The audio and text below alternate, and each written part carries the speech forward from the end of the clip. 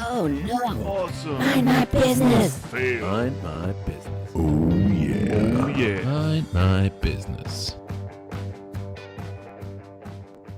Hey, and welcome to a new episode of Mind My Business. It's our opinion podcast from Hype 1000. My name is Max. I'm your host, and I'm the co-founder and CEO of Hype 1000. So we're a corporate audio startup. We help organizations bring audio into their everyday communications in the B2B environment, in the B2E environment. So you can check out hype1000.com, or you can check out hypecast.one, which is our software solution. And feel free to reach out if you're interested in working with us. So yeah, that's from our side. So let's get into the topic for today. And I saw this really interesting LinkedIn post by Cornelius Ringer, who works for WeSound. And WeSound is one of the major audio branding agencies in Germany, based in Hamburg. And they have created the sound for the DFL, so the German Football League, for the German Handball League, and work with a few other companies in creating the sound that you know from those companies. Most likely the Bundesliga, and I will just drop in the sound that is probably most recognizable from the Bundesliga. So here you have it. So yeah, and then we are in that right area because he posted about that they cooperated with the German Olympic team, and they were creating the whole audio branding strategy with them. And with that, he posted an overview of everything they did and everything they worked on. And it's twofold. It's two things that they worked on. And it's one, let me open it up. It's the sound logo on the one hand. And you know, that's what I just showed you with the Bundesliga or the German Football League. That is considered like the sound logo. And there's another really iconic one in Germany from Deutsche Telekom. I will put it in right here.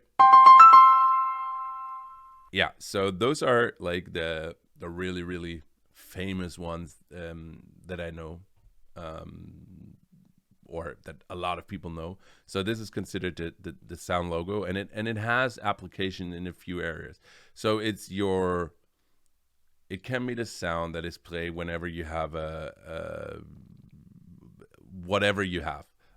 It will always be the one thing that comes before everything that opens up. It can be a video, it can be a podcast, it can be a music library, whatever. Of course, your in-app sound, and that then also leads into, you know, what other sounds do I need to have that go along with that? You know, how should that sound within my app, within my smart speakers? That is another part that is really important. Or, you know, every area where it might be relevant, where you get a sound. This could be also if you're a retailer and somebody walks into your store, you know, the door's open. Is there a sound that's happening? I've often thought about, you know, what about if you're starting a car? You know, what would be the iconic Mercedes sound that you could create, or a sound logo that, you know, once you start the car, is not just the engine, but, you know, once the screens come up and the screens show you, welcome to the world of, or VW has that, welcome to the world of VW, you know, that could be a sound link to that. Or when you open a car door, or there's so many different areas where you can put that in. So that's the one aspect of it. And the second aspect of it is the brand music, and that could be everything, you know, having your own song, having background music when you talk, having a whole library of music that you can use for your social media, that you can use for your image films, and whatnot. You could have your own, you know, your own song that you know works for you. So this is the whole package, and he showed that, and you know, I can reshare it as well, or link to it so you can have a look at it. And I thought it was really interesting. But one thing that I often think about, if you're come in as an organization on that level, and with that complexity, it is, it's quite a commitment, and it can also be quite expensive. So we often take a different approach in general, saying like, okay, if you want to start something, and we have, you can do that, and we always consult our clients that, you can have those things created, and it makes sense to do that if you are an organization that has a really big focus on it, and that really wants to create a holistic view of your brand. But oftentimes for the SMEs, it's difficult to do that, because they might not have a team working on it. The marketing department's still building on other channels. So we have the approach of, easing somebody into the topic of audio, starting small, starting with, one aspect of it. And most of the time, it is something like creating your own podcast, especially in a B2B environment, B2E environment. That's what we focus on, or we consult them on advertising, on what they should do. But that said, we always, and I think there's the big link, and that's why I find it really relevant and interesting what those sound branding or audio branding agencies do, is once you've taken that first hurdle and you come into the area of audio and consider that to be something interesting in your organization, at some point you should consider more of those areas that Cornelius Ringer is describing in their approach as the one thing. And for example, the first question we ask in a workshop with our clients is, how do you want your organization to sound like? So, and that is just, to open their mind to the idea of audio. So how should it sound? Is it something more conservative? Are we very innovative? Should it be very trustworthy? There's so many, like, describing what you think you should sound like. Should it be more, and it can be just as simple as, should it sound more like, I don't know, AC/DC or Taylor Swift?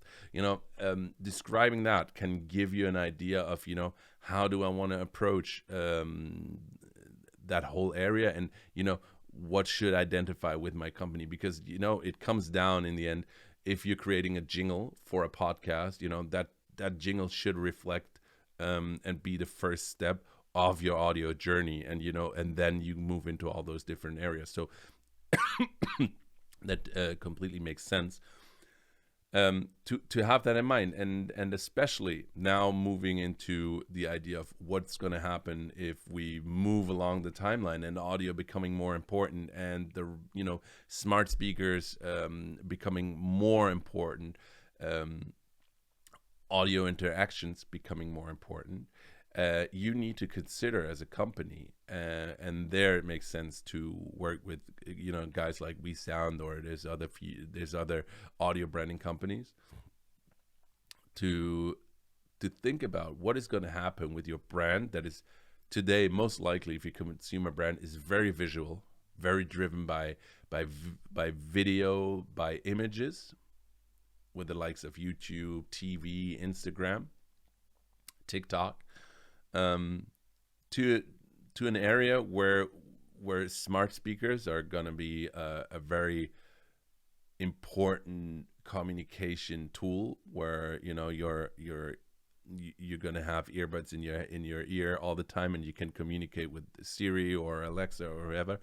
Where it's audio first, then you don't have that visual aspect of it anymore. So you will need to consider how your company will sound like. And one of the examples that I always have, and it's a really, I think, a very good example of a company making that happen, bringing it together, the visual aspect of how my brand should look like with the audio and how my company should sound like, is Nespresso, when they recruited the testimonial of George Clooney, because he has an iconic look.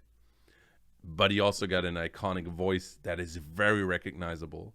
And in even in Germany, where you dub everything and translate it into German, they stayed with their George Clooney's native voice, to really make it work. And then you can start splitting it up, and you could just have George Clooney talking on your Alexa or on your smart speaker, and considering that in the future for a company, how your company should sound like, and having a strategy for audio is really important. And so well done with that, with the Olympic team, to Florian Ringe. And it's always interesting to see how they approach stuff, and it's a really interesting thing to see how big the area of audio can be. Let me hear your thoughts on that today. Less opinion, more thought on the idea of audio branding. I hope you like it. Tune in tomorrow for the next episode. Listen to the first 2 episodes if you want to, and we hear you tomorrow. Take care.